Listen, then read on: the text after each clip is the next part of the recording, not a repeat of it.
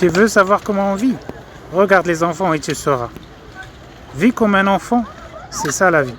Il est sérieux que tu ajoutes dessous, c'est la peur, l'angoisse du contrôle que tu ne pourras pas avoir sur la vie.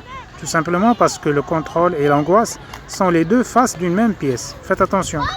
Et donc, lorsque tu vas aller jouer à « je contrôle ma vie », là, en réfléchissant à tout, mais en fait, tu es en train de générer de l'angoisse. Quand tu es en train de poser des attentes dans la vie, qu'est-ce qu'il y a en dessous des attentes? Des déceptions.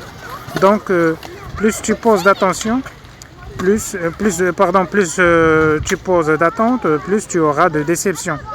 Et plus tu poses de contrôle, plus tu auras d'angoisse. Et c'est là qu'il y a une invention merveilleuse de l'humanité, c'est la souffrance. C'est que quand on a marre d'avoir mal, tu es obligé de voir les liens entre l'intérieur et l'extérieur. Quand la première fois que tu as vécu une rupture, tu te dis « Ah non, mais mon partenaire était une mauvaise personne ». Et tu dis la deuxième fois avec une autre personne « Ah, celui-là, il n'a rien à voir avec le premier ». Et au bout de quelques mois avec lui, tu dis « Merde, c'est le même problème ». Et donc, à ce moment-là, tu te dis « Ok, le problème est chez moi ».